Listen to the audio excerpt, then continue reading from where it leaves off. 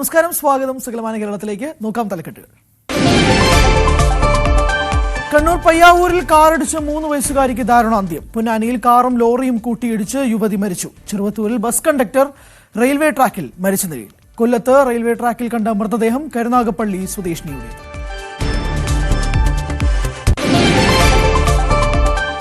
Cinema serial താരം വിഷ്ണു പ്രസാദ് അന്തരിച്ചു. അന്ത്യം കരൾ രോഗബാധയെ തുടർന്ന് കൊച്ചിയിൽ. വേർപാട് കരൾ മാറ്റിവെക്കാനുള്ള തയ്യാറെടുപ്പിനിടെ.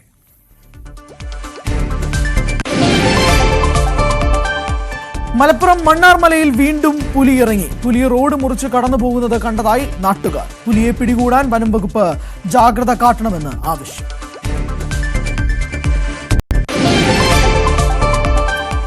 കൊച്ചി രാജ്യാന്തര വിമാനത്താവളത്തിൽ ബോംബ് ഭീഷണി. സന്ദേശം എത്തിയത് DIGയുടെ ഔദ്യോഗിക മെയിലിലേക്ക്. ഭീഷണി ഹിസ്ബുൾ മുജാഹിദിന്റെ പേരിൽ.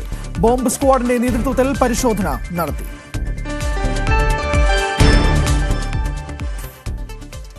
വിശദമായി നോക്കാം. സിനിമാ സീരിയൽ നടൻ വിഷ്ണു പ്രസാദ് അന്തരിച്ചു. കരൾ രോഗബാധിതനായി ചികിത്സയിലായിരുന്നു. കൊച്ചിയിലെ സ്വകാര്യ ആശുപത്രിയിലായിരുന്നു അന്ത്യം. Mambazhakkalam, Kashi, Kaiyethum Doorath, Runway, Lion, Ben Johnson, Lokanathan IAS തുടങ്ങി നിരവധി സിനിമകളുടെ ഭാഗമായിരുന്നു. സീരിയൽ രംഗത്തും അടുത്ത കാലം വരെ സജീവമായിരുന്നു വിഷ്ണുപ്രസാദ്. രോഗം മൂർച്ഛിച്ചതിനെ തുടർന്ന് കരൾ മാറ്റിവെക്കാനുള്ള തയ്യാറെടുപ്പിലായിരുന്നു. ചികിത്സയ്ക്കായുള്ള പണം കണ്ടെത്താനുള്ള ശ്രമത്തിലായിരുന്നു ബന്ധുക്കളും സുഹൃത്തുക്കളും. സംസ്കാരം നാളെ നടക്കും. മലപ്പുറം പൊന്നാനി നരിപ്പറമ്പ് ഹൈവേയിൽ കാറും ലോറിയും കൂട്ടിയിടിച്ച് യുവതി മരിച്ചു. കോടിയേരി സ്വദേശി CA ആണ് മരിച്ചത്. ഇവരുടെ ഭർത്താവ് നിഖിലിന് ഗുരുതരമായി പരിക്കേറ്റു. പൊന്നാനി കുറ്റിപ്പുറം ബൈപ്പാസിൽ തവനൂർ പന്തേപ്പാലത്ത് പുലർച്ചെ 6 മണിയോടെയാണ് അപകടം.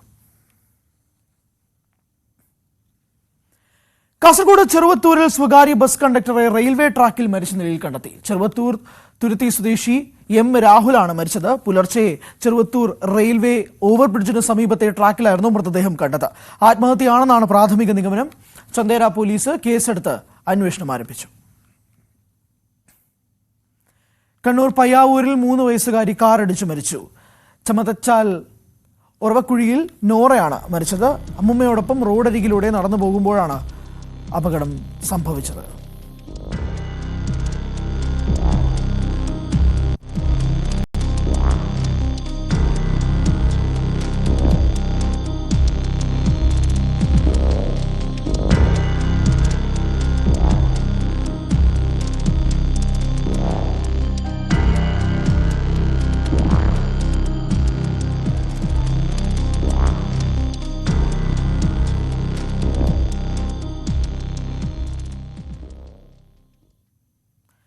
കൊല്ലത്ത് റെയിൽവേ ട്രാക്കിൽ ട്രെയിൻ തട്ടി മരിച്ച നിലയിൽ കണ്ടെത്തിയ യുവതിയെ തിരിച്ചറിഞ്ഞു. കരുനാഗപ്പള്ളി തൊടിയൂർ സ്വദേശിനി അമൃതയാണ് മരിച്ചത്. കരുനാഗപ്പള്ളി റെയിൽവേ സ്റ്റേഷന് സമീപമുള്ള ട്രാക്കിലായിരുന്നു മൃതദേഹം കണ്ടെത്തിയത്. മലപ്പുറം പെരിന്തൽമണ്ണ മണ്ണാർമലയിൽ വീണ്ടും പുലി ഇറങ്ങി. പുലി റോഡ് മുറിച്ച് കടന്നു പോകുന്നത് കണ്ടതായി നാട്ടുകാർ പറയുന്നു. 1 മാസം മുമ്പും പുലിയുടെ ദൃശ്യം ക്യാമറയിൽ പതിഞ്ഞിരുന്നു. അന്ന് വനം വകുപ്പ് കൂട് സ്ഥാപിച്ചെങ്കിലും പുലിയെ പിടികൂടാനായില്ല. പുലിയെ പിടികൂടാൻ വനം വകുപ്പ് ജാഗ്രത കാട്ടണമെന്ന് നാട്ടുകാർ ആവശ്യപ്പെടുന്നു.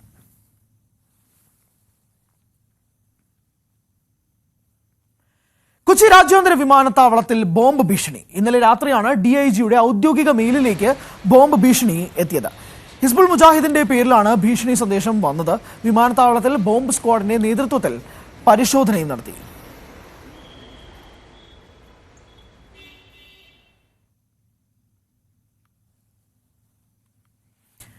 CSI സഭയുടെ ഭരണം അഡ്മിനിസ്ട്രേറ്റർ കൈമാറിയ ഉത്തരവ് റദ്ദാക്കി. മദ്രാസ് ഹൈക്കോടതി ഉത്തരവ് സുപ്രീം കോടതിയാണ് റദ്ദാക്കിയത്. CSI സിനഡിനെ പുറത്താക്കിയ നടപടിയും റദ്ദാക്കി. സിനഡ് ഭാരവാഹികളെ തെരഞ്ഞെടുത്ത തീരുമാനം നിലനിൽക്കുമെന്നും സുപ്രീം കോടതി വ്യക്തമാക്കി. ഇതോടെ നിലവിലെ സെക്രട്ടറി TT പ്രവീൺ ഉൾപ്പെടെയുള്ളവരുടെ ഭരണസമിതി വീണ്ടും അധികാരത്തിലേക്കെത്തും.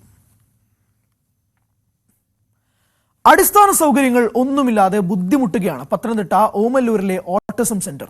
ഒറ്റമുറി മാത്രമുള്ള ക്ലാസ് റൂമിൽ 65ഓളം ഭിന്നശേഷി കുട്ടികളാണ് പഠനത്തിനും ഫിസിയോതെറാപ്പിക്കുമൊക്കെയായി ദിവസവും എത്തുന്നത്. സൗകര്യപ്രദമായ കെട്ടിടം അനുവദിക്കണമെന്നാവശ്യപ്പെട്ട് നിരവധി പരാതികളും നിവേദനങ്ങളും അധികൃതർക്ക് നൽകിയിട്ടും നടപടി ഉണ്ടായിട്ടില്ലെന്നാണ് രക്ഷിതാക്കളുടെ പരാതി. 2020 ഓമല്ലൂർ ഗവൺമെന്റ് ഹയർ സെക്കൻഡറി സ്കൂളിൽ ഒറ്റമുറിയിൽ ഓട്ടിസം സെന്റർ പ്രവർത്തനം തുടങ്ങിയത്. അന്നു മുതൽ അടിസ്ഥാന സൗകര്യങ്ങൾ ഒന്നുമില്ലാത്ത ക്ലാസ്സിലാണ് ഭിന്നശേഷിക്കാരായ 65ഓളം കുട്ടികളുടെ പഠനവും ഫിസിയോതെറാപ്പിയും സ്പീച്ച് തെറാപ്പിയും എല്ലാം നടക്കുന്നത്. നിന്നു തിരിയാൻ പോലും ഇടമില്ലാത്ത ക്ലാസ് മുറിയിൽ കുട്ടികൾക്ക് ആവശ്യമായ പഠനോപകരണങ്ങളും രേഖകളും സൂക്ഷിക്കാനിടമില്ല. കുട്ടികൾക്കായി പ്രത്യേകം ടോയ്ലറ്റും ഇവിടെയില്ല.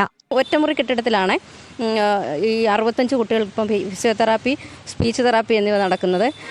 ശരിക്കും പറഞ്ഞാൽ അവർക്കൊരു പ്രൈവസി ഇല്ല. അതോടൊപ്പം തന്നെ സ്കിൽ ഡെവലപ്മെൻറ്റുമായിട്ട് ബന്ധപ്പെട്ട കുറേ ഉപകരണങ്ങളും എല്ലാമായിട്ട് ഒറ്റമുറിക്കുള്ളിലാണ്. അപ്പോൾ ഇവിടെ ഒരു ഒഴിഞ്ഞു കിടക്കുന്ന പഴയ ലാബ് നവീകരിച്ച് അതിനുള്ള അടിസ്ഥാന സൗകര്യങ്ങൾ ഏർപ്പെടുത്തി തരാമെന്ന് ജില്ലാ പഞ്ചായത്തിൽ നിന്ന് കഴിഞ്ഞ 3 വർഷമായിട്ട് ഫണ്ട് അനുവദിച്ചു എന്നാണ് പറയുന്നത്. പക്ഷേ ഇതുവരെ അതിൻ്റെ പ്രവർത്തനങ്ങൾ തുടങ്ങിയിട്ടില്ല. സൗകര്യപ്രദമായ മറ്റൊരു കെട്ടിടം വേണമെന്ന് രക്ഷിതാക്കളും അധ്യാപകരും വർഷങ്ങളായി ആവശ്യപ്പെട്ടിട്ടും നടപടിയുണ്ടായില്ല. സ്ഥലപരിമിതിയാണ് മെയിനായിട്ടുള്ളത്. കാരണം കുട്ടികളെ കൊണ്ട് വരുമ്പോഴാണ് ഒരൊറ്റമുറി കെട്ടിടത്തിൽ ഇത്രയും കുട്ടികൾ വന്ന് നമുക്ക് ഫിസിയോതെറാപ്പി, സ്പീച്ച് തെറാപ്പി ഇത് ചെയ്യുമെന്ന് പറയുന്നത് ഇച്ചിരി ബുദ്ധിമുട്ടുള്ള കാര്യമാണ്. അപ്പോൾ നമ്മൾ പേരൻസ് എല്ലാം കൂടെ ജില്ലാ പഞ്ചായത്തിൽ പരാതി കൊടുത്തിട്ടുണ്ടായിരുന്നു. നമ്മൾ പോയി നേരിട്ട് തന്നെ കൊടുത്തതാണ്. പക്ഷേ അനുവദിക്കുക എന്ന് പറയുന്നതല്ല, നമുക്കൊരു പുതിയ കെട്ടിടം സ്കൂളിന് അനുവദിച്ചിട്ടുണ്ട്. അത് പക്ഷേ ഇതുവരെയും അനുവദിക്കാമെന്ന് പറഞ്ഞിട്ടോ അതിനെക്കുറിച്ചൊരു നടപടി ഉണ്ടായിട്ടില്ല. നിലവിൽ ഓട്ടിസം സെന്ററിനായി സ്കൂൾ വിട്ടു നൽകിയ ക്ലാസ് റൂം സ്കൂൾ തുറക്കുന്നതോടെ ഒഴിയേണ്ടതുണ്ട്. അപ്പോൾ ഈ വെക്കേഷന് മാറ്റിത്തരാമെന്നായിരുന്നു അറിയിച്ചിരുന്നത്. അതിൻ്റെ പ്രവർത്തനങ്ങളൊക്കെ ഉടനെ ഈ വെക്കേഷന് ചെയ്യും ആ ഒരു പ്രതീക്ഷയിലായിരുന്നു ഞങ്ങൾ. സ്കൂൾ തുറക്കുമ്പം പിന്നെ ഈ ഓട്ടിസം സെൻറ്റർ ഈ പുതിയ സ്ഥലത്തേക്ക് മാറുകയും അപ്പോൾ നമുക്കിവിടെ കൊച്ചുകുട്ടികളുടെ ക്ലാസ് റൂമുകൾ ആക്കാൻ പറ്റും എന്നുള്ള പ്രതീക്ഷയിലായിരുന്നു. ഇനിയിപ്പോൾ ഏപ്രിൽ കഴിഞ്ഞു, ഇനി മെയ് മാസം 1 മാസമല്ലേ ഉള്ളൂ. ഓട്ടിസം സെന്റർ പ്രവർത്തിക്കുന്നതിനായി പുതിയ കെട്ടിടം അടിയന്തരമായി വേണമെന്നാണ് രക്ഷിതാക്കളുടെയും അധ്യാപകരുടെയും ആവശ്യം. ന്യൂസ് 18 പത്തനംതിട്ട. ഇടുക്കി വണ്ടിപ്പെരിയാർ ടൗണിൽ ഗതാഗതക്കുരുക്ക് രൂക്ഷം. അനധികൃത പാർക്കിംഗ് ആണ് പലപ്പോഴും സ്ഥിതി രൂക്ഷമാക്കുന്നത്. വണ്ടിപ്പെരിയാർ പശുമലയിൽ തോന്നുംപടിയാണ് വാഹനങ്ങൾ പാർക്ക് ചെയ്യുന്നത്. ഇത് ഗതാഗതക്കുരുക്കിന് കാരണമാകുന്നു. പലപ്പോഴും മണിക്കൂറുകളാണ് വാഹനങ്ങൾ കുരുങ്ങിക്കിടക്കാറ്. അനധികൃത പാർക്കിങ്ങിൽ പഞ്ചായത്തും മോട്ടോർ വാഹന വകുപ്പും നടപടി എടുക്കുന്നില്ലെന്നാണ് നാട്ടുകാരുടെ പരാതി. ഇരുവശങ്ങളിൽ നിന്ന് വരുന്ന വാഹനങ്ങൾ മറുഭാഗത്തേക്ക് കടക്കാൻ ബുദ്ധിമുട്ടുന്നത് പതിവ് കാഴ്ചയാണ്. പലപ്പോഴും വാഹനങ്ങൾ പരസ്പരം തട്ടുന്നതും പതിവാണ്. നിയമം ലംഘിച്ചുള്ള പാർക്കിംഗ് ഒഴിവാക്കി ഗതാഗതക്കുരുക്ക് ഒഴിവാക്കണമെന്നാണ് ആവശ്യം. ന്യൂസ് 18 വണ്ടിപ്പെരിയാർ. കായംകുളത്ത് സെവൻസ് ഫുട്ബോൾ മത്സരം സംഘടിപ്പിച്ചു. UIT പത്തിയൂരിന്റെ ആഭിമുഖ്യത്തിലായിരുന്നു tournament. യുവത്വത്തെ ക്രിയാത്മകമായ പ്രവർത്തനങ്ങളിലേക്ക് തിരിച്ചുവിടുകയാണ് ലക്ഷ്യം. Now it's goal chase number 99 goal is a dangerous man. സുന്ദരമായ ഗോൾ, അസ്ലാമിന്റെ ഇന്റർസെപ്ഷൻ, വീണ്ടും യാസിന്റെ മനോഹരമായ ടാക്ലിംഗ്, അബ്ദുറഹ്മാന്റെ കൗണ്ടർ അറ്റാക്കുമായി UIT പത്തിയൂരിനെതിരെ. കാൽപന്ത് കളിയുടെ മാസ്മരികത നിറഞ്ഞ പ്രകടനം. ചേരാവളിയിലെ ഗലാക്ടിക്കോ ടർഫിലായിരുന്നു സെവൻസ് ടൂർണമെന്റ്. കേരള സർവകലാശാലയുടെ പ്രാദേശിക പഠന കേന്ദ്രമായ പത്തിയൂർ UIT ആണ് സംഘാടകർ. വിദ്യാഭ്യാസത്തോടൊപ്പം കലാകായിക പ്രവർത്തനങ്ങളും ഏറ്റെടുക്കുന്ന പത്തിയൂർ UIT 3ാം തവണയാണ് ടൂർണമെന്റ് സംഘടിപ്പിക്കുന്നത്. വിശേഷിച്ചും ഈ വർഷം നമ്മുടെ വിദ്യാർത്ഥികളുടെ ഇടയിൽ നിന്നും ലഹരിയുടെ ഉപയോഗം തുടച്ചു നീക്കണം എന്നുള്ള കേരള സർക്കാരിൻ്റെ ദൃഢമായ തീരുമാനമുണ്ട്. അതിനെ പ്രൊമോട്ട് ചെയ്യുന്നത് കൂടിയാണ് ഈ മത്സരം. എല്ലാ അർത്ഥത്തിലും വളരെ ആരോഗ്യകരമായ രീതിയിൽ നമ്മുടെ ക്യാമ്പസുകളും നമ്മുടെ യുവ തലമുറയും മുന്നോട്ട് പോകണം. ആലപ്പുഴ, ശാസ്താംകോട്ട, മുഹമ്മ, കരുവാറ്റ, കൊല്ലം, മാന്നാർ, ഭരണിക്കാവ്, പത്തിയൂർ, പെരപ്പൻകോട് എന്നിവിടങ്ങളിലെ UITകൾ മത്സരത്തിൽ പങ്കെടുത്തു. യുവതയെ ലഹരിമുക്തമാക്കുകയാണ് ഇതിലൂടെ ലക്ഷ്യമിടുന്നത്. മാന്നാറാണ് ജേതാക്കൾ. ആലപ്പുഴ UIT 2ാമതും കൊല്ലം UIT 3ാമതും എത്തി. പത്തിയൂർ ഗ്രാമപഞ്ചായത്ത് പ്രസിഡന്റ് L. ഉഷ ടൂർണമെന്റ് ഉദ്ഘാടനം ചെയ്തു. UIT Pathiyoor principal doctor K. Santhosh അധ്യക്ഷനായി. ജില്ലാ പഞ്ചായത്ത് അംഗം KG സന്തോഷ് സമ്മാനദാനം നിർവഹിച്ചു. ന്യൂസ് 18 കായംകുളം. KSFE ജീവനക്കാരൻ രാജീവിനെതിരെ വീണ്ടും കേസെടുത്ത പോലീസ്. ആപ്പൂർ സ്വദേശി രാമചന്ദ്രൻ, ഭാര്യ മണിക്കുട്ടി എന്നിവർ നൽകിയ പരാതിയിലാണ് മണ്ണഞ്ചേരി പോലീസിന്റെ നടപടി. KSFE ഈവനിംഗ് ബ്രാഞ്ചിൽ വായ്പയ്ക്ക് ജാമ്യം നൽകിയ ആധാരം ഉടമ അറിയാതെ ജീവനക്കാരൻ കലവൂർ ബ്രാഞ്ചിലെ ഭാര്യയുടെ പേരിലുള്ള മറ്റൊരു ചിട്ടിക്ക് വായ്പയായി വെച്ചു എന്നതായിരുന്നു പരാതി. സ്വന്തം വായ്പ അടച്ചു തീർന്ന ശേഷം വീടും പുരയിടവും ജപ്തി ചെയ്യാനുള്ള നോട്ടീസ് ലഭിച്ചതോടെയാണ് തട്ടിപ്പിന് ഇരയായ വിവരം ചായക്കട തൊഴിലാളിയായ രവീന്ദ്രനും കുടുംബവും തിരിച്ചറിയുന്നത്.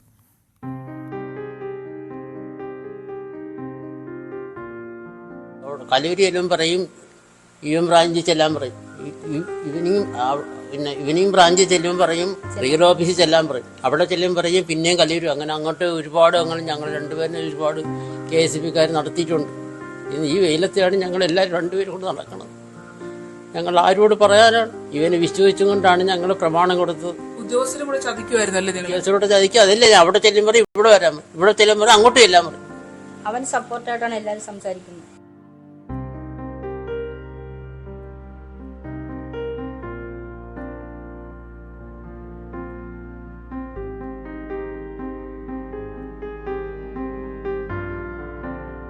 വീട് നിർമ്മാണത്തിനായി 8 ലക്ഷം രൂപ വായ്പ നൽകാമെന്ന് പറഞ്ഞാണ് രാജീവ് ബന്ധുക്കൾ കൂടിയായ രവീന്ദ്രന്റെയും മണിക്കുട്ടിയുടെയും 10 സെന്റ് പുരയിടത്തിന്റെ ആധാരം ഈടായി വാങ്ങിയത്. വായ്പാ നടപടിക്രമങ്ങൾ പൂർത്തീകരിച്ച ശേഷം 8 ലക്ഷം രൂപ KSFയിൽ നിന്ന് രവീന്ദ്രന്റെ അക്കൗണ്ടിലേക്ക് വരികയും ചെയ്തു. മാസാമാസമുള്ള തിരിച്ചടവ് തന്റെ പക്കൽ നൽകിയാൽ മതിയെന്ന് രാജീവ് പറഞ്ഞു. ഇതിന്റെ അടിസ്ഥാനത്തിൽ 8 ലക്ഷം രൂപയും രവീന്ദ്രൻ നൽകി. ആധാരം തിരിച്ചു കിട്ടുന്ന ഘട്ടമായപ്പോഴാണ് ജപ്തി നടപടികളുമായി KSF ജീവനക്കാർ വീട്ടിലെത്തുന്നത്. ഇതേ തുടർന്ന് നടത്തിയ അന്വേഷണത്തിലാണ് വഞ്ചിക്കപ്പെട്ട വിവരം കുടുംബം തിരിച്ചറിയുന്നത്. വായ്പയ്ക്കായി രവീന്ദ്രൻ നൽകിയ പുരയിടത്തിന്റെ ആധാരം രാജീവ് കലവൂർ ബ്രാഞ്ചിൽ ഭാര്യയുടെ പേരിലുള്ള ചിട്ടിക്ക് ഈടായി നൽകുകയായിരുന്നു. ചിട്ടി തിരിച്ചടവ് മുടങ്ങിയതോടെ രവീന്ദ്രന് ജപ്തി നോട്ടീസ് കിട്ടിയപ്പോഴാണ് തട്ടിപ്പിന്റെ വിവരം പുറത്തുവരുന്നത്. ജില്ലാ പോലീസ് മേധാവിക്ക് കുടുംബം പരാതി നൽകിയിരുന്നുവെങ്കിലും ഒടുവിൽ കോടതി നിർദ്ദേശത്തെ തുടർന്നാണ് പോലീസ് കേസെടുത്തത്. ഈ KSF ഉദ്യോഗസ്ഥരുടെ സംഘടന CIT വിഭാഗത്തിന്റെ സംഘടനയുടെ നേതാവാണ് ഈ കേസിലെ പ്രതി. ഇതിനകത്ത് ഈ പ്രതി ഒറ്റയ്ക്കല്ല ഈ കാര്യം ചെയ്തിട്ടുള്ളത്. KSFലെ മറ്റു ഉദ്യോഗസ്ഥർക്കും ഇതിനകത്ത് പങ്കുണ്ട്. KSFലെ ചെയർമാന് പരാതി കൊടുത്തു, സംസ്ഥാനത്തെ മന്ത്രിക്ക് പരാതി കൊടുത്തു, KSFയുടെ എല്ലാ ഉദ്യോഗസ്ഥർക്കും പരാതി കൊടുത്തു, ഉന്നത ഉദ്യോഗസ്ഥർക്കൊക്കെ പരാതി കൊടുത്തു. പക്ഷെ ഒരു നടപടി സ്വീകരിക്കാതെ വന്നതിനെ തുടർന്നാണ് ഇങ്ങനെ ഒരു കേസ് കോടതി മുഖാന്തരം ഫയൽ ചെയ്യാനും ഇപ്പോൾ കേസെടുപ്പിക്കാനും ഇടയായിട്ടുള്ളത്. ഈവനിംഗ് ബ്രാഞ്ചിൽ നൽകിയ ആധാരം ഉടമയറിയാതെ കലവൂർ ബ്രാഞ്ചിൽ വായ്പയ്ക്കായി ഉപയോഗിച്ചതിനെ സംബന്ധിച്ച് KSF വിജിലൻസ് വിഭാഗവും അന്വേഷണം ആരംഭിച്ചിട്ടുണ്ട്. സ്പെഷ്യൽ ഗ്രേഡ് അസിസ്റ്റന്റായ രാജീവിനെ KSF നിലവിൽ പരാതികളുടെ അടിസ്ഥാനത്തിൽ സസ്പെൻഡ് ചെയ്തിരിക്കുകയാണ്. കലവൂർ സ്വദേശി തന്നെയായ സുമയുടെ പരാതിയിലും സൗത്ത് പോലീസ് രാജീവിനെതിരെ അന്വേഷണം നടത്തുന്നുണ്ട്. ശരണ്യ സ്നേഹജൻ, ന്യൂസ് 18, ആലപ്പുഴ. മംഗളൂരുവിൽ വീണ്ടും രാഷ്ട്രീയ കൊലപാതകം. ബജ്രംഗ് ദൾ പ്രവർത്തകനായ സുഹാസ് ഷെട്ടിയെയാണ് ഒരു സംഘം വെട്ടിക്കൊന്നത്. സംഭവത്തിന്റെ പശ്ചാത്തലത്തിൽ സംഘർഷ സാധ്യത കണക്കെടുത്ത് നഗരത്തിൽ നിരോധനാജ്ഞ പ്രഖ്യാപിച്ചു. ദക്ഷിണ കന്നഡ ജില്ലയിൽ വിശ്വ ഹിന്ദു പരിഷത്ത് ബന്ദ് ആചരിക്കുകയാണ്.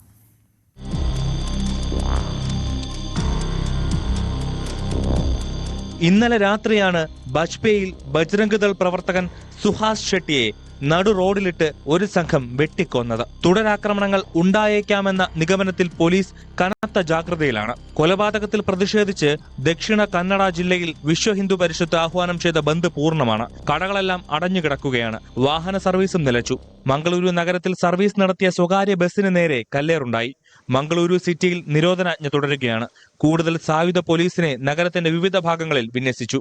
ബജ്പേയിലെ കൊലപാതകത്തെ തുടർന്ന് ക്രമസമാധാന ചുമതലയുള്ള ADGP R ഹിതേന്ദ്ര മംഗളൂരുവിലെത്തി സ്ഥിതി വിലയിരുത്തി. ന്യൂസ് 18 കാസർഗോഡ്. കണ്ണൂരിൽ പൊതിച്ചോറ് ശേഖരിക്കാൻ എത്തിയ DYFI പ്രവർത്തകരെ മർദ്ദിച്ച സംഭവത്തിൽ കേസെടുത്തു. കോൺഗ്രസ് നേതാവായ കണ്ണവം സ്വദേശി പ്രഭാകരനെതിരെയാണ് കേസ്. മുൻ DCC അംഗമാണ് പ്രഭാകരൻ. ഇന്നലെ രാവിലെയായിരുന്നു കേസിനാസ്പദമായ സംഭവം. ആശുപത്രികളിൽ നൽകാനുള്ള പൊതിച്ചോറ് ശേഖരിക്കുന്നതിനിടെ അകാരണമായി മർദ്ദിക്കുകയും അസഭ്യം പറയുകയും ചെയ്തുവെന്നാണ് കേസ്. ഇടുക്കി അടിമാലി ടൗണിലെ മാലിന്യം നീക്കം പാളി. ഓടകളും കൈത്തോടുകളും ശുചീകരിക്കാത്തതായതോടെ ജനം വലിയ ബുദ്ധിമുട്ടിലും കൂടിയാണ്. അടിമാലി ടൗണിലെ ഓടകളും കൈത്തോടുകളും മാലിന്യം നിറഞ്ഞ് വൃത്തിഹീനമായിരിക്കുകയാണ്. ടൗണിലാകട്ടെ രൂക്ഷമായ ദുർഗന്ധവും. ഇതോടെ നാട്ടുകാരും വ്യാപാരികളും അടക്കം വലിയ പ്രയാസത്തിലാണ്. മാലിന്യം പൂർണ്ണമായി നീക്കം ചെയ്യുമെന്ന പഞ്ചായത്തിന്റെ ഉറപ്പ് നടപ്പായില്ല. മാലിന്യം നിറഞ്ഞതോടെ തോടുകളിൽ വെള്ളം കെട്ടിനിൽക്കുകയാണ്. കൊതുക് ശല്യം കൂടി. കെട്ടിക്കിടക്കുന്ന മാലിന്യം മഴ പെയ്താൽ ദേവിയാർ പുഴയിലേക്കാണ് ഒഴുകിയെത്തുന്നത്. സാംക്രമിക രോഗങ്ങൾക്കുള്ള സാധ്യത നിലനിൽക്കുകയാണ്. ടൗണിലെ തോടുകൾ വൃത്തിയാക്കി ജനങ്ങളുടെ ആശങ്ക പരിഹരിക്കണമെന്ന ആവശ്യം ശക്തമാണ്. News 18 Adimali. Thodupuzha Mangattukavala shopping complex തുറക്കാൻ നടപടിയില്ല. ഉദ്ഘാടനം കഴിഞ്ഞ് 4 വർഷമായിട്ടും കെട്ടിടം തുറക്കാത്തതിൽ പ്രതിഷേധവും ശക്തമാണ്. 11 വർഷം മുൻപാണ് മങ്ങാട്ടുകവലയിൽ ഷോപ്പിംഗ് കോംപ്ലക്സ് പണി തുടങ്ങിയത്. 4 വർഷം മുൻപ് നിർമ്മാണം പൂർത്തിയാക്കി കെട്ടിടം ഉദ്ഘാടനം ചെയ്തു. ഇതുവരെ 11 കോടി രൂപയോളം കെട്ടിടത്തിനായി ചെലവാക്കി. വാട്ടർ കണക്ഷൻ, ഇലക്ട്രിസിറ്റി, പ്ലംബിംഗ് എന്നിവ പൂർത്തിയായി. എന്നാൽ ലിഫ്റ്റ്, വാട്ടർ ടാങ്ക് എന്നിവയുടെ പ്രവൃത്തി പൂർത്തിയാക്കാൻ കാലതാമസമുണ്ടായി. ഫയർ NOC ലഭിച്ചില്ല. ഇതാണ് ഷോപ്പിംഗ് കോംപ്ലക്സ് തുറക്കുന്നത് വൈകാൻ കാരണം. കോംപ്ലക്സ് പ്രവർത്തനം തുടങ്ങിയാൽ വാടക ഇനത്തിൽ നഗരസഭയ്ക്ക് വർഷം 1 കോടി രൂപയോളമാണ് വരുമാനം ഉണ്ടാകുക. ഈ ഷോപ്പിംഗ് കോംപ്ലക്സ് കഴിഞ്ഞ 4 വർഷക്കാലം ഇതിൻ്റെ ഒരു പുരോഗതിയും ഉണ്ടാകാതെ, ഇത് പൊതുജനങ്ങൾക്ക് തുറന്നു കൊടുക്കാനാകാതെ ഇവിടെ ഇട്ട് മുരടിപ്പിക്കുകയാണ്. ഏകദേശം നിങ്ങൾക്ക് നോക്കിയാൽ കാണാം, ആ ബസ് സ്റ്റാൻഡിൻ്റെ ബോർഡ് വെച്ച് ആ ബോർഡിൻ്റെ അവസ്ഥ പോലും ഇപ്പോൾ തുരുമ്പെടുത്തു തുടങ്ങി. അത്രയും കാലഘട്ടമായിട്ട് പോലും ഇത് ജനങ്ങൾക്ക് തുറന്നു കൊടുക്കാൻ ഇവിടുത്തെ അധികാരികൾക്ക് സാധിച്ചിട്ടില്ല. ബന്ധപ്പെട്ട അധികാരികളോട് ചോദിക്കുമ്പോൾ ഇതാ ഉടനടിയാണ് എന്ന് പറഞ്ഞ് ഉദ്ഘാടന മാമാങ്കങ്ങൾ പലതും നടന്നു എങ്കിലും ഇത് ബസ് സ്റ്റാൻഡായി ഇന്ന് വരെയും ഉയർത്തി കാണിക്കുവാൻ ഭരണകക്ഷിക്കോ പ്രതിപക്ഷത്തിനോ ഈ തൊടുപുഴ നഗരസഭ ഭരിച്ചിരുന്ന പാർട്ടിക്കാർക്കോ ഒന്നും ഇതുവരെയും കഴിഞ്ഞിട്ടില്ല എന്നുള്ളതാണ്. 3 നിലകളിലായി നിർമ്മിച്ച കോംപ്ലക്സിന്റെ 2 നിലകളിലായി 43 മുറികൾ വാടകയ്ക്ക് നൽകാനും മുകളിലത്തെ നില പൂർണ്ണമായും സർക്കാർ ഓഫീസുകൾക്ക് നൽകാനുമാണ് പദ്ധതി. കോംപ്ലക്സിന്റെ പണി പൂർത്തിയായ 2020 മുതൽ ഇതുവരെ 32 മുറികൾ നഗരസഭ ലീസിന് നൽകി കഴിഞ്ഞു. കോംപ്ലക്സ് തുറന്നാൽ ഡെപ്പോസിറ്റ് തുക പൂർണ്ണമായും അടച്ച സ്ഥാപനങ്ങൾക്ക് പ്രവർത്തിക്കാനുമാകും. അതിന് 1 മാസമാണ് നിലവിൽ നഗരസഭ പറഞ്ഞിരിക്കുന്ന സമയം. ന്യൂസ് 18 ഇടുക്കി. കോതമംഗലം താലൂക്ക് ആശുപത്രിയിലെ പച്ചക്കറി കൃഷിയിൽ 100 മേനി. വിശപ്പ് രഹിത ആശുപത്രി പദ്ധതിയുടെ ഭാഗമായി കൃഷിവകുപ്പിന്റെയും വിവിധ സന്നദ്ധ സംഘടനകളുടെയും സഹായത്തോടെയാണ് പച്ചക്കറി തോട്ടം നിർമ്മിച്ചത്. താലൂക്ക് ആശുപത്രി വളപ്പിൽ ഉപയോഗശൂന്യമായി കിടന്ന സ്ഥലത്താണ് മണ്ണൊരുക്കി പച്ചക്കറി കൃഷി ചെയ്തത്. വെണ്ട, വഴുതന, തക്കാളി, പയർ, മുളക്, പടവലം തുടങ്ങിയവയാണ് കൃഷി ചെയ്തത്. നല്ല പരിപാലനം ലഭിച്ചതോടെ മികച്ച വിളവും കിട്ടി. ആശുപത്രിയിലെ കൃഷി തുടർന്നു കൊണ്ടുപോകുമെന്ന് superintendent doctor Sam Paul. Construction waste ഒക്കെ കൂട്ടിക്കിടന്ന് തരിശായി കിടന്ന ഒരു 20 സെന്റോളം ഭൂമി നമ്മൾ വൃത്തിയാക്കി എടുത്തു. അവിടെയാണ് ഈ പച്ചക്കറി നട്ടിട്ടുള്ളത്. ഇവിടുന്ന് കിട്ടുന്ന പച്ചക്കറി നമ്മൾ അടുക്കളയിൽ ഉപയോഗിക്കാറുണ്ട്. പലപ്പോഴും അതിൽ അധികമായിട്ട് നമുക്ക് കിട്ടാറുണ്ട്. അപ്പോൾ തീർച്ചയായിട്ടും അടുക്കള ഉള്ളത് തന്നെ ഈ അടുക്കളത്തോട്ടം പരിപാലിക്കാനും ഇതിന്റെ ഉൽപ്പന്നങ്ങൾ നമ്മുടെ ആശുപത്രിയിൽ തന്നെ ഉപയോഗിക്കാനും കഴിയുന്നതുകൊണ്ട് ഇതിന്റെ ഒരു തുടർച്ച നമുക്ക് ഉറപ്പാക്കാനായിട്ട് കഴിയും. Varappetty NSS higher secondary school 1982 SSLC batch സൗഹൃദത്തിന്റെയും UAE ആസ്ഥാനമായ പ്രവാസി കൂട്ടായ്മ ആശ്രയത്തിന്റെയും സഹായത്തോടെയാണ് തോട്ടമൊരുക്കിയത്. വിശപ്പ് രഹിത ആശുപത്രി പദ്ധതിയുടെ ഭാഗമായി കൃഷി വകുപ്പിന്റെയും വിവിധ സന്നദ്ധ സംഘടനകളുടെയും സഹകരണവും ഉണ്ടായിരുന്നു. ആന്റണി ജോൺ MLA വിളവെടുപ്പ് ഉദ്ഘാടനം നിർവഹിച്ചു. മുനിസിപ്പൽ ചെയർമാൻ ടോമി എബ്രഹാം, ജില്ലാ മെഡിക്കൽ ഓഫീസർ ഡോക്ടർ ആശാദേവി എന്നിവർ പങ്കെടുത്തു. News 18 Kothamangalam. Kasaragod Ilavachi mini stadium തുറന്നു. തൃക്കരിപ്പൂർ ഗ്രാമപഞ്ചായത്തിന്റെ വാർഷിക പദ്ധതിയിൽ ഉൾപ്പെടുത്തിയാണ് സ്റ്റേഡിയം നവീകരിച്ചത്. മുഖം മിനുക്കിയിരിക്കുകയാണ് ഇളമ്പച്ചിയിലെ മിനി സ്റ്റേഡിയം. സ്റ്റേഡിയത്തിന് സംരക്ഷണ വേലി ഒരുക്കിയതാണ് പ്രധാന പ്രവൃത്തി. പ്രവേശന കവാടവും ഗേറ്റും നിർമ്മിച്ചു. സ്റ്റേഡിയത്തിൽ ഡ്രൈവിംഗ് പരിശീലനത്തിനായി വാഹനങ്ങൾ കയറുന്നത് പതിവാണ്. പലപ്പോഴും കളിക്കാരും ഡ്രൈവിംഗ് പരിശീലകരും തമ്മിൽ വാക്കുതർക്കവും ഉണ്ടാകാറുണ്ട്. ഇവയൊക്കെ പരിഹരിക്കും വിധമാണ് നവീകരണം. ഫുട്ബോളിൻ്റെയൊക്കെ ഈറ്റിലമായ തൃക്കരിപ്പൂരിൽ കളിക്കാരുടെ ആവശ്യം പരിഗണിച്ചുകൊണ്ടാണ് ഇതിന് ഫെൻസിങ് അടക്കമുള്ള സംവിധാനം ഏർപ്പെടുത്തിയിട്ടുള്ളത്. എല്ലാവർക്കും അറിയാം, ഇവിടെ കളിക്കുമ്പോൾ ഉണ്ടാകുന്ന പലപ്പോഴും ഇവിടെ കളിക്കാരെത്തുമ്പോഴേക്കും വാഹനങ്ങൾ കയറി ഗ്രൗണ്ട് നശിപ്പിക്കുന്നൊരു സാഹചര്യം പലപ്പോഴും ഉണ്ടാകാറുണ്ട്. അതുപോലെ ഇതിൻ്റെ ഫെൻസിങ് ഇല്ലാത്തതിൻ്റെ പേരിൽ കളിക്കുമ്പോൾ പുറത്തേക്ക് ബോൾ അടിച്ചു പോകുന്ന സാഹചര്യങ്ങളൊക്കെയുണ്ട്. ഒരു സംരക്ഷ ഏർപ്പെടുത്തുക എന്നുള്ള ഉദ്ദേശത്തോടു കൂടിയാണ് ഇപ്പോൾ പടിഞ്ഞാറ് ഭാഗത്തും അതുപോലെ തന്നെ തെക്ക് ഭാഗത്തും ഫെൻസിങ് ആക്കിയിട്ടുള്ളത്. 12.5 ലക്ഷം രൂപ ചെലവിട്ടാണ് നവീകരണം. ഗ്രാമപഞ്ചായത്ത് പ്രസിഡന്റ് VK ബാവ ഉദ്ഘാടനം നിർവഹിച്ചു. Rajiv Gandhi synthetic stadium, IT stadium, Elambachi mini stadium എന്നീ 3 പൊതു മൈതാനങ്ങളാണ് പഞ്ചായത്തിൽ നിലവിലുള്ളത്. ന്യൂസ് 18 തൃക്കരിപ്പൂർ. ശ്രീനാരായണ ധർമ്മസംഘം ട്രസ്റ്റ്, ശിവഗിരി മഠം ഗുരുധർമ്മ പ്രചരണ സഭ, കായംകുളം മണ്ഡലം കമ്മിറ്റിയുടെ നേതൃത്വത്തിൽ 113ാമത് ശ്രീ ശാരദാദേവി പ്രതിഷ്ഠാ വാർഷികവും 63ാമത് ശ്രീനാരായണ ധർമ്മ മീമാംസ പരിഷത്തും പുതുപ്പള്ളി വടക്ക് GDPS കായംകുളം മണ്ഡലം ഓഫീസിൽ നടന്നു. ശിവഗിരി മഠം മുൻ മഠാധിപതി പത്മശ്രീ വിശുദ്ധാനന്ദ സ്വാമി ഉദ്ഘാടനം ചെയ്തു. മണ്ഡലം പ്രസിഡന്റ് SE റോയ് ചടങ്ങിൽ അധ്യക്ഷനായി. മൂല്യബോധം പുതിയ തലമുറയിൽ എന്ന വിഷയത്തിൽ മിനി K ഫിലിപ്പ് ക്ലാസ് നയിച്ചു. പഹൽഗാം ഭീകരാക്രമണത്തിൽ പ്രതിഷേധിച്ച് CPM പട്ടാമ്പി കമ്മിറ്റിയുടെ നേതൃത്വത്തിൽ മാനവികത സദസ്സ് സംഘടിപ്പിച്ചു. മേലെ പട്ടാമ്പിയിൽ നടന്ന പരിപാടി ജില്ലാ കമ്മിറ്റി അംഗം TK നാരായണദാസ് ഉദ്ഘാടനം ചെയ്തു.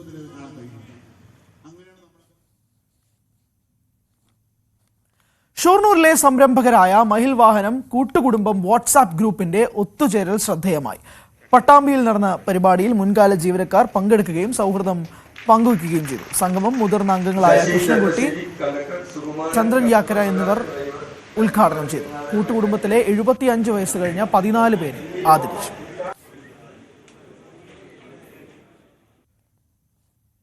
പട്ടാമ്പി താലൂക്ക് ഓഫീസിലെ ദീർഘകാലത്തെ സേവനത്തിന് ശേഷം വിരമിക്കുന്ന ഉദ്യോഗസ്ഥർക്ക് യാത്രയയപ്പ് നൽകി.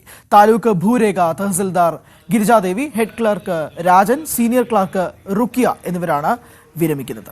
താലൂക്ക് കോൺഫറൻസ് ഹാളിൽ ചേർന്ന യാത്രയയപ്പ് സമ്മേളനം മുഹമ്മദ് മൂസിൻ MLA ഉദ്ഘാടനം ചെയ്തു. Palakkad deputy collector, tahsildar TP Kishore, വിവിധ താലൂക്കുകളിലെ തഹസിൽദാർമാർ, വിവിധ വകുപ്പ് മേധാവികൾ, ഉദ്യോഗസ്ഥർ, ജീവനക്കാർ തുടങ്ങിയവർ പങ്കെടുത്തു. ഇടുക്കി ജില്ലയെയും തമിഴ്നാടിനെയും ഏറ്റവും കുറഞ്ഞ ദൂരത്തിൽ ബന്ധിപ്പിക്കുന്ന നെടുങ്കണ്ടം തേവാരംമെട്ട് തേവാരം റോഡ് നിർമ്മാണത്തിനായി ഇരു സംസ്ഥാനങ്ങളിലെയും ജനപ്രതിനിധികൾ കൈകോർത്തു. ഇടുക്കി, തേനി MPമാർ തേവാരംമെട്ടിലെത്തി റോഡിന്റെ സ്ഥിതി പരിശോധിച്ചു. നെടുങ്കണ്ടം തേവാരംമെട്ടിൽ നിന്ന് 7 കിലോമീറ്റർ സഞ്ചരിച്ചാൽ തേവാരത്തെത്താൻ കഴിയുന്ന പാത വർഷങ്ങളായി അടഞ്ഞുകിടക്കുകയാണ്. തമിഴ്നാട് വനമേഖലയിൽ ഉൾപ്പെടുന്ന ഭാഗം വനം വകുപ്പ് അടച്ചതോടെയാണ് ഗതാഗതം തടസ്സപ്പെട്ടത്. മുമ്പ് ജീപ്പ് സവാരി നടത്തിയിരുന്ന റോഡ് അറ്റകുറ്റപ്പണി നടത്തിയാൽ ഗതാഗത യോഗ്യമാക്കാൻ കഴിയും. പാത തുറക്കാനുള്ള നടപടികൾ സ്വീകരിക്കണമെന്നാവശ്യപ്പെട്ട് 2 സംസ്ഥാനങ്ങളിലും ജനകീയ സമിതികൾ MPമാരെ സമീപിച്ചിരുന്നു. പാതയുടെ സാധ്യതാ പഠനത്തിനായി തേനി MP തങ്കത്തമിഴ് സെൽവന്റെ നേതൃത്വത്തിൽ ഉദ്യോഗസ്ഥരും നാട്ടുകാരും ഉൾപ്പെടെ 300ഓളം പേർ തേവാരത്ത് നിന്ന് വനത്തിലൂടെ കാൽനടയായിട്ടാണ് എത്തിയത്. തേവാരം മെട്ടിലെത്തിയ സംഘത്തെ ഡീൻ കുര്യാക്കോസ് MPയുടെ നേതൃത്വത്തിൽ സ്വീകരിച്ചു. கேரளாவையும் தமிழ்நாடையும் இணைக்கக்கூடிய சாலை. தேவாரத்திலிருந்து உடுப்பஞ்சோலை வர்றதா இருந்தா 80 கிலோமீட்டர் சுத்தி வரணும். போறதா இருந்தா 80 கிலோமீட்டர் சுத்தி 160 கிலோமீட்டர் ஸ்பெண்ட் பண்ணணும். இந்த ரூட்ல சாக்குலூத்து மெட்ரோ ரூட்ல வந்துட்டா 7 கிலோமீட்டர்ல வந்துடலாம். 7 கிலோமீட்டர்ல போயிடலாம். ஃபாரஸ்ட் வந்து ஆல்ரெடி 2 மீட்டர் வாக்கிங் பாத் அலோ பண்ணிருக்கு. எனக்கு தேவை இப்ப 8 மீட்டர். 8 മീറ്ററുമേ ഞാൻ വരുമ്പോൾ ഒന്നാ ആയ്വ് പണി വന്ന് എൻ കൂടെ എഞ്ചിനീയേഴ്സ് വന്നാங்க. ഇതൊരു പുതിയ ചരിത്രമാണ്. 2 സംസ്ഥാനങ്ങൾ തമ്മിലുള്ള ഇഴമുറിയാത്ത ബന്ധത്തിന്റെ പ്രതീകമാണ്. തമിഴ്നാടും കേരളവും ഒരമ്മ വറ്റ സഹോദരന്മാരെ പോലെ എല്ലാ കാര്യങ്ങളിലും ബന്ധപ്പെട്ട് നിൽക്കുന്ന 2 നാടാണ്. പാത യാഥാർത്ഥ്യമായാൽ തമിഴ്നാട്ടിൽ നിന്ന് ഇടുക്കിയിൽ ജോലിക്കെത്തുന്ന നൂറുകണക്കിന് തൊഴിലാളികളുടെ യാത്രയ്ക്കും വാണിജ്യത്തിനും സഹായകമാകും. തേനി മെഡിക്കൽ കോളേജിലേക്കുള്ള ദൂരം 30 കിലോമീറ്റർ കുറയും. അയൽ സംസ്ഥാനങ്ങളിൽ നിന്നെത്തുന്ന ശബരിമല തീർത്ഥാടകർക്കും ഇത് ഗുണകരമാകും. ന്യൂസ് 18 ഇടുക്കി. മുനമ്പം സമരസമിതിയുമായി കൂടിക്കാഴ്ച നടത്തി മന്ത്രി P. രാജീവ്. കൂടിക്കാഴ്ച പ്രതീക്ഷ നൽകുന്നതെന്ന് സമരസമിതി. പ്രതിസന്ധി മന്ത്രിയെ ബോധ്യപ്പെടുത്തി. മുഖ്യമന്ത്രിയെ കാണുന്ന തീയതി വൈകാതെ തീരുമാനിക്കുമെന്നും സമരസമിതി.